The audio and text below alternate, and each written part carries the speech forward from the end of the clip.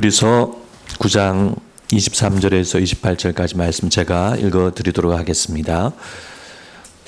그러므로 하늘에 있는 것들의 모형은 이런 것들로서 정결하게 할 필요가 있었으나 하늘에 있는 그것들은 이런 것들보다 더 좋은 제물로 할지니라. 그리스도께서는 참것의 그림자인 손으로 만든 성소에 들어가지 아니하시고 바로 그 하늘에 들어가사 이제 우리를 위하여 하나님 앞에 나타나시고 대제사장이 해마다 다른 것에 비로소 성소에 들어가는 것 같이 자주 자기를 드리려고 아니하실지니 그리하면 그가 세상을 창조한 때부터 자주 고난을 받았어야 할 것이로되 이제 자기를 단번에 제물로 드려 죄를 없이 하시려고 세상 끝에 나타나셨느니라. 한번 죽는 것은 사람에게 정해진 것이요 그 후에는 심판이 있으리니 이와 같이 그리스도도 많은 사람의 죄를 담당하시려고 단번에 들이신 바 되셨고 구원에 이르게 하기 위하여 죄와 상관없이 자기를 바라는 자들에게 두 번째 나타나시리라. 아멘.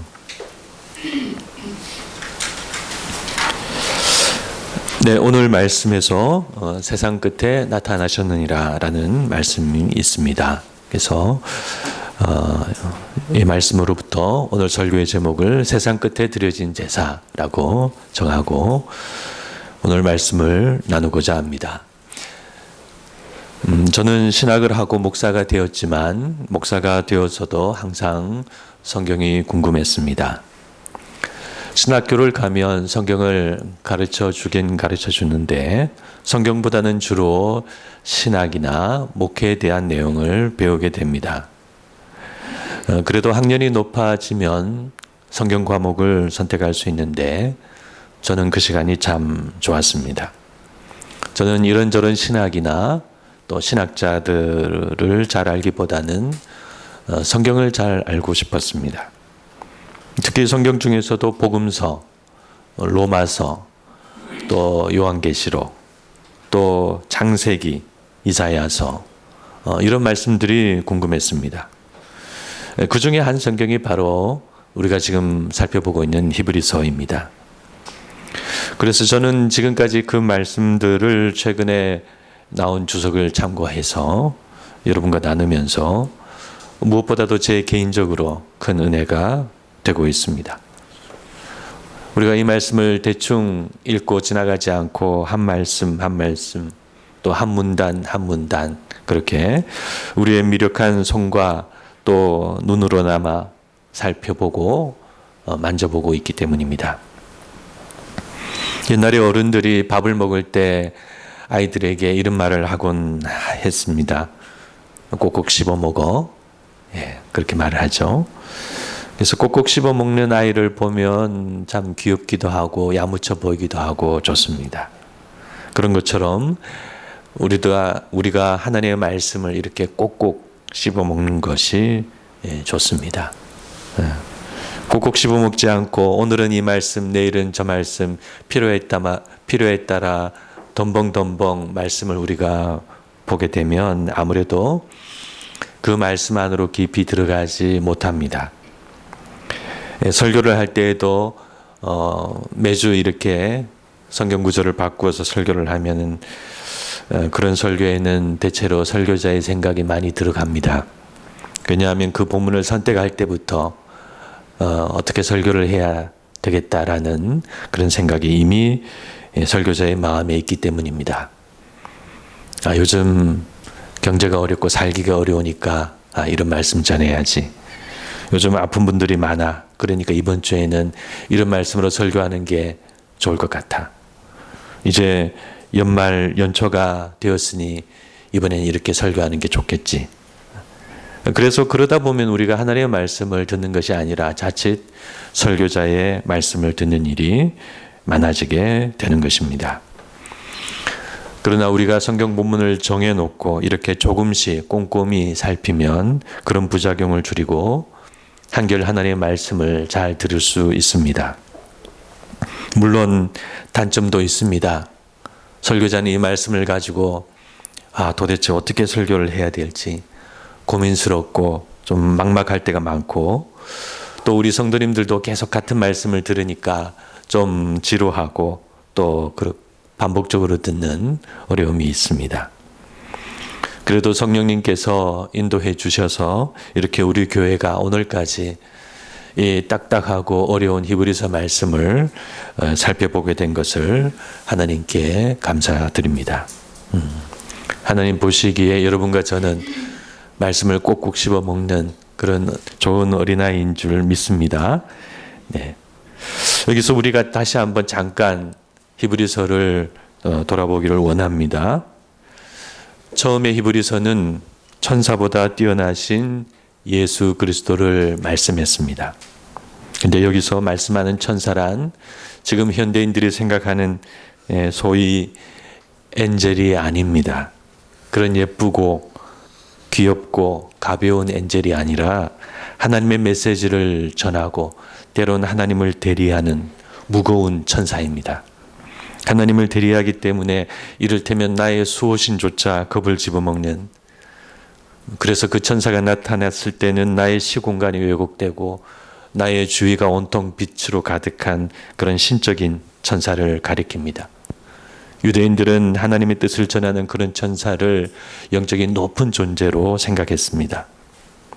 그러므로 예수님이 그런 천사보다 뛰어나시다라는 히브리서 말씀은 예수님이 그런 천사보다 더 뛰어난 하나님의 대리자이시다, 혹은 하나님의 뜻의 전달자이시다라는 의미입니다. 두 번째로 히브리서는 모세보다 뛰어나신 예수 그리스도를 말씀했습니다. 모세는 율법과 함께 유대인들에게 있어서 절대적인 인물입니다. 모세는 곧 율법이고 율법은 곧 하나님의 말씀이었습니다. 그런데 히브리서는 그런 모세를 하나님의 집의 종이라고 말했습니다. 그리고 예수님은 그 집의 아들이라고 말했습니다. 그렇다면 우리가 누구를 따라야 할까요? 우리가 누구의 말씀을 들어야 하겠습니까? 세 번째로 히브리서는 새로운 대제사장 예수 그리스도를 말씀했습니다. 여기서 말씀하는 새로운 대제사장이라는 것은 단지 새로운 대제사장 한 사람이 세워졌다는 의미가 아닙니다. 그가 모든 것을, 하나님의 뜻의 모든 것을 새롭게 바꾸신다는 의미입니다. 새로운 대제사장은 새로운 율법을 말씀하고 새로운 언약을 세우고 새로운 성소에서 새로운 제사를 드립니다. 그 새로운 제사는 세 가지 점에서 특별한 제사입니다. 첫째, 그 새로운 제사는 하늘 성소에서 예수 그리스도의 죽음과 피로 드려지는 제사입니다.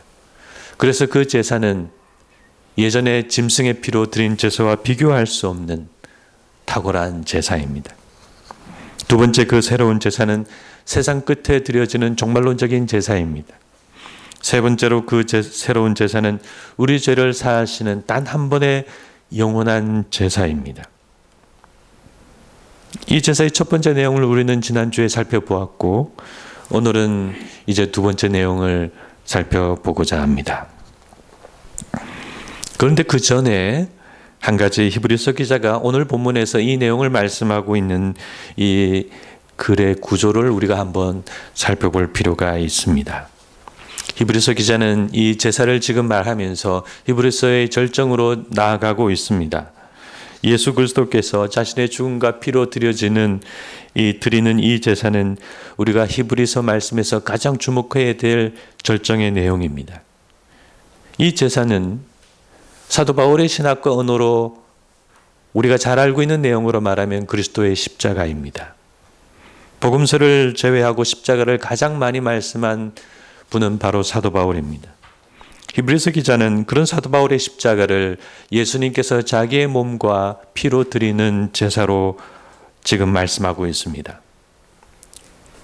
그러므로 이 십자가와 예수님의 그 제사가 중요한데, 그렇기 때문에 히브리서 기자는 이 내용을 그저 일반적으로 단순하게 말씀하지 않습니다.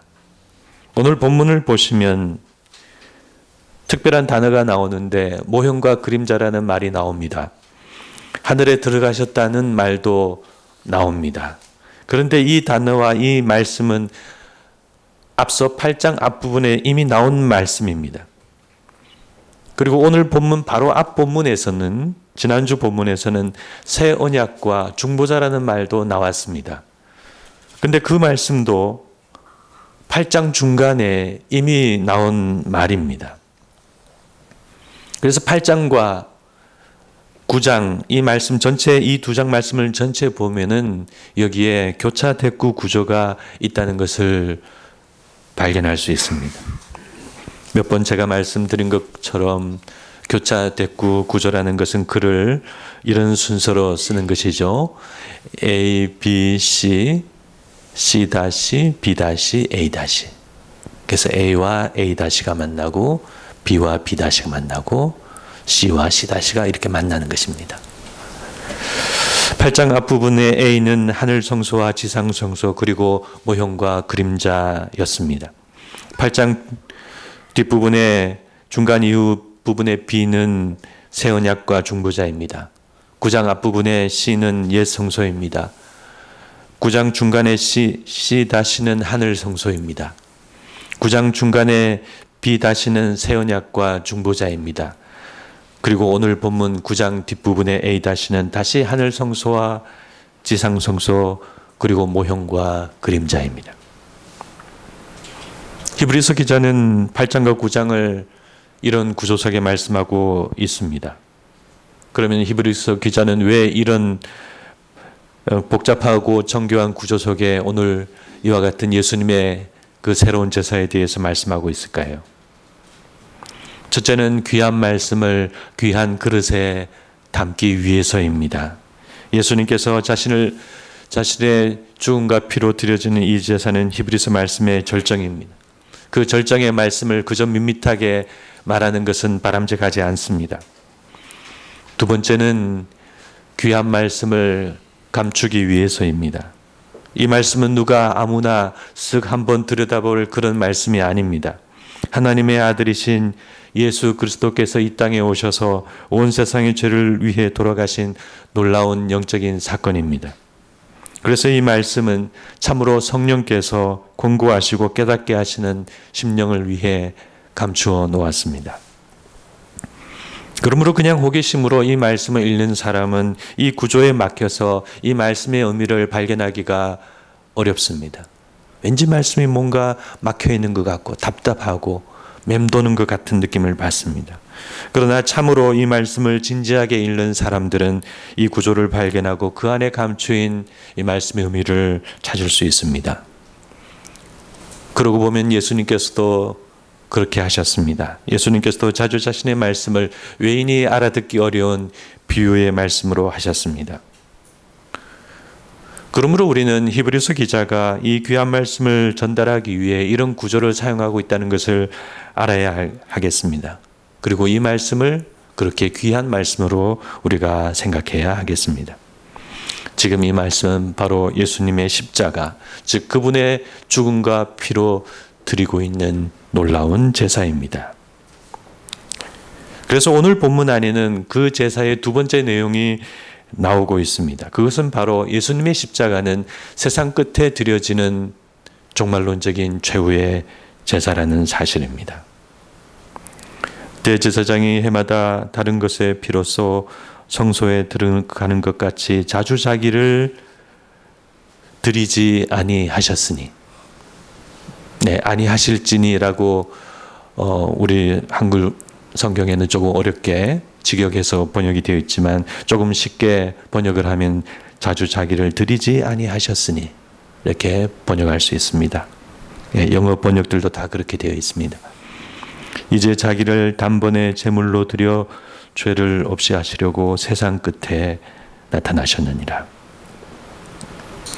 예수님의 십자가는 세상 끝에 나타난 종말론적인 최후의 제사라는 사실, 이것은 이제 더 이상의 제사가 없고 더 이상의 사건이 없다는 의미입니다. 그런데 이 말씀의 이와 같은 의미를 살펴보기 전에 우선 어떤 분들에겐 예수님의 십자가 사건이 세상 끝에 나타났다는 이 말씀이 어렵게 느껴지실지도 모르겠습니다. 시간적으로 2000년이나 지났기 때문입니다. 그러나 아직 주님의 재림은 이루어지지 못하고 있습니다. 예수님 당시도 종말이고 예수님의 십자가 사건도 종말이고 2000년이나 흘른 지금도 종말이라는 사실은 언뜻 설명하기 무척 어려운 일입니다. 그래서 대다수 일반 교회 바깥에 있는 사람들은 이 내용을 불신합니다. 지금 우리 교회 내 신자들도 종말이 오고 주님이 재림이 가깝다는 믿음이 점점 약해지고 있는 것도 사실입니다. 언제가 진짜 마지막 종말이고 언제 주님이 다시 오실지 그날을 아는 사람은 아무도 없습니다. 그러나 성경은 계속 종말을 이야기하고 있습니다. 그러나 성경이 계속 종말에 대해 일관되게 말하고 있는 영적인 진리는 예수님의 초림 이후 종말이 이미 시작되었다는 사실입니다. 계속 성경은 그렇게 말씀합니다. 물론 성경은 늘 때가 그렇게 말씀하면서 늘 때가 가깝다고 말씀하죠. 주님은 속히 오신다고 우리에게 약속하셨습니다. 그러나 그 말씀은 당장 내일 주님이 오신다는 그런 임박한 종말론은 아닙니다. 그리고 그때가 언제쯤이라고 말하는 시한부 종말론도 아닙니다. 성경이 말씀하는 종말론은 시간적인 관점이 아니라 영적인 관점에서 이미 종말은 시작되었고 그날은 무척 가깝다는 의미입니다. 종말을 시간적으로 이해하는 실수는 초대교회 당시에도 있었습니다. 예수님의 승천 이후 처음에 사도들과 신자들은 곧 다시 오시겠다는 예수님의 약속을 액면 그대로 문자 그대로 믿었습니다. 그들은 그래서 함께 모여서 그날을 기다리며 뜨겁게 신앙생활을 했습니다. 세상도 세기말적인 모습을 보였고 종말이 정말 곧 올 것 같았습니다. 바울 서신이나 마가복음은 그런 당시 분위기를 반영해서 그 말씀들 안에 임박한 종말론 사상이 많이 들어 있습니다. 그러나 AD 72년 예루살렘이 함락되고 성전이 무너지고 수많은 사람들이 죽었지만 아무 일도 일어나지 않았습니다. 그래서 초대교회 신자들은 예수님의 말씀과 하나님의 뜻을 다시 생각해야 했습니다. 그래서 이후 나온 복음서나 신약 성경들은 성령의 인도하심을 받아서 지연된 종말론을 말씀하고 요한복음 같은 경우는 성취된 종말론을 말씀하게 됩니다. 그러므로 성경이 때가 가깝다고 말씀하는 것은 어떤 물리적인 시간을 말하는 것이 아니라 영적인 시간을 말씀하는 것입니다. 산비탈에서 굴러진 돌은 빠르게 굴러가 마침내 땅에 닿고 말 것입니다. 그 비탈면이 얼마나 길지, 그 굴러가는 시간이 얼마나 길지 그것은 모르지만 확실한 것은 그 돌은 마침내 땅에 닿게 된다는 사실입니다. 화약에 연결한 심지에 불을 붙이면 그 불은 타들어가 마침내 폭발하고 맙니다. 그 심지가 얼마나 긴지 그 시간이 얼마나 걸릴지 그것은 아무도 모르지만 그러나 확실한 것은 그 화약은 반드시 폭발한다는 사실입니다. 그러므로 성경이 때가 가깝다고 말씀하는 이 말씀은 그런 하나님의 뜻의 온전하심과 그 성취의 확실함을 가리키는 영적인 의미입니다. 그런 영적인 의미와 시간 개념이 바로 오늘 이 히브리서 말씀에서도 동일합니다. 그래서 예수님의 십자가와 그분의 죽음이 세상 끝에 나타나셨다는 이 말씀은 물리적인 시간 개념으로 말하는 것이 아니라 영적인 시간 개념으로 말씀하는 것입니다. 그래서 십자가와 그분의 죽음은 인류 최후의 사건입니다. 세상 끝에 나타난 사건입니다. 더 이상의 어떠한 제사도 없고 어떤 영적인 사건도 없습니다. 인류의 역사는 계속되고 문명은 발전하지만 더 이상 어떠한 영적인 발전이나 도덕적 발전도 없습니다. 하나님의 계시도 이제 더 이상 없고 새로운 인물도 더 이상 없고 새롭게 나올 복음도 더 이상 없습니다. 그래서 자기를 재림 예수라고 하고 새로운 예언자라고 하고 자기 말이 새로운 가르침이라고 하는 그 모든 말들은 다 가짜입니다. 예수 그리스도의 죽으심과 그분의 피, 그것이 인류의 영적인 역사의 마지막 사건이기 때문입니다.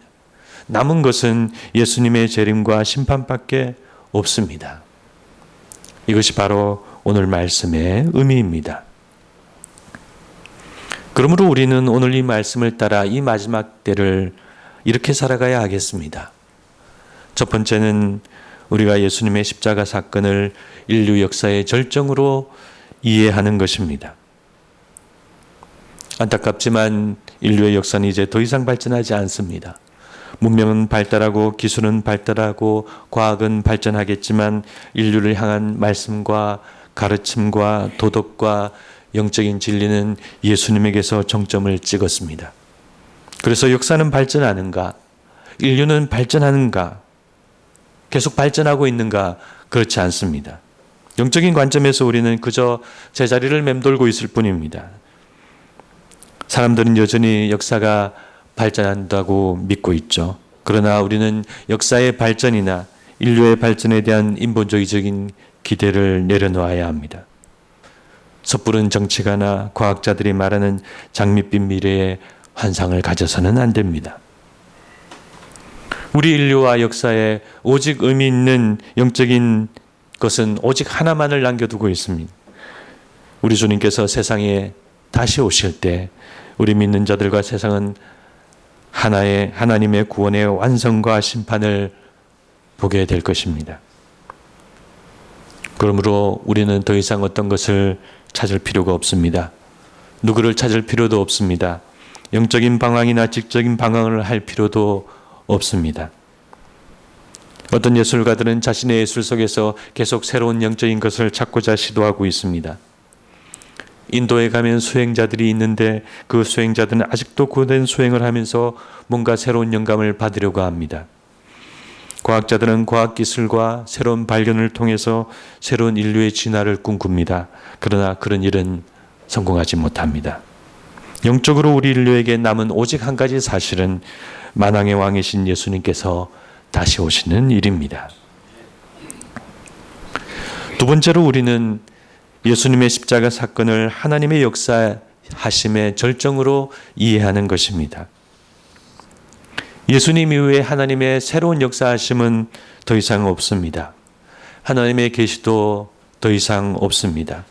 오직 우리는 예수님의 말씀과 사역과 죽음과 부활을 통해 영적인 양식을 계속 공급받아야 합니다. 그렇다면 지금 우리에게 일어나고 있는 어떤 새로운 성령의 역사하심은 어떨까요? 네, 물론 일어날 수 있습니다. 그것은 우리 신앙을 새롭게 하는 보조적인 역사이지 우리에게 다른 길을 제시하는 새로운 역사하심은 아닙니다. 한때 우리 교회들 속에 성령의 열풍이 불었습니다. 방언하고 예언하고 치유가 일어나고 능력이 나타나고 그것을 주도하시던 분들은 그런 역사를 마치 새로운 하나님의 역사하심에 그런 하나님의 종말론적인 새로운 역사라고 말했습니다. 그것을 새로운 하나님의 구원의 길로 교회에게 말했습니다. 그래서 교회들마다 너도 나도 다 그 열풍에 참여했습니다. 그러나 그 성령의 열풍은 이제 다 식었습니다. 왜냐하면 그것은 성경적으로 맞지 않기 때문입니다. 참된 성령의 역사하심은 오직 우리에게 주님의 생애와 말씀과 죽음과 그 부활을 되살리는 것이지 전혀 새로운 다른 길을 우리에게 주시는 것이 아니기 때문입니다. 그러므로 더 이상 새로운 인물도 없습니다. 기독교 일각에서 안타까운 것은 아직도 카리스마적인 누구를 따라다니는 일입니다. 아직도 우리 가운데 이단 교주처럼 자기를 따르게 하는 사람이 있습니다. 훌륭한 분을 아끼고 존경하는 것은 좋은 일이지만 우리가 따라야 할 새로운 지도자나 예언자는 따로 없습니다. 마지막 때 하나님께서 우리에게 그와 같은 새로운 지도자나 예언자를 주시는 성경에 나와 있지 않습니다. 그러므로 우리 성도님들은 미혹되지 마시고 우리가 따를 분은 오직 예수님밖에 없다는 그런 믿음의 고백을 하시는 분들이 다 되시기를 바랍니다. 세 번째로 우리는 예수님의 십자가 사건을 세상 끝에 나타난 종말론적인 사건으로 이해하고 이제 차분히 예수님을 기다리는 것입니다. 예수님의 재림은 역사를 뚫고 들어오실 것입니다. 예수님의 재림은 우주 만물을 뚫고 들어오실 것입니다. 물론 우리는 우주적인 나팔 소리가 울리고 예수님이 만왕의 왕으로 오시는 그날을 감히 다 상상하지 못합니다. 우리는 그것을 믿음으로 바라보고 우리의 작은 믿음 안에 간직하고 있습니다. 그날이 언제인지는 모릅니다. 당장 내일일 수도 있고 먼 미래일 수도 있습니다. 그러나 분명한 것은 반드시 우리는 종말을 맞이한다는 사실입니다. 우리 개인들은 오래지 않아 죽고 세상은 언젠가 종말을 맞이합니다. 우리는 윤회하지 않습니다. 우리는 한 번 살고 한 번 죽습니다. 그런데 죽음은 끝이 아니고 그 이후에 모든 인생의 연극이 끝난 후 우리는 하나님의 심판대 앞에 서게 됩니다. 그러므로 우리는 죽음과 종말을 바라보면서, 죽음과 종말 이후를 바라보면서, 그리고 다시 만날 예수님을 바라보면서 이 마지막 때를 살아가야 합니다. 그런데 그런 우리의 기다림은 막연한 기다림은 아닙니다. 고도를 기다리는 사람들과 같이 기독교는 언젠가 그분이 오신다는 막연한 이야기가 아닙니다. 모든 하나님의 뜻과 예언이 성취되었습니다. 이제 마지막 하나가 남았습니다. 그러므로 그 마지막 하나가 성취되기를 기다리는 것은 막연한 기다림이 아니라 확실한 믿음의 기다림인 줄 믿습니다. 예수님은 그렇게 자기를 바라는 자들에게 이제는 죄와 상관없는 영광의 주님으로 우리에게 다시 오실 것입니다. 아무쪼록 그와 같은 영광의 주님과 재림의 큰 날을 우리 믿음 속, 우리 마음속 작은 믿음 안에 간직하시는 여러분과 제가 되기를 간절히 기도드립니다. 네, 기도하시겠습니다.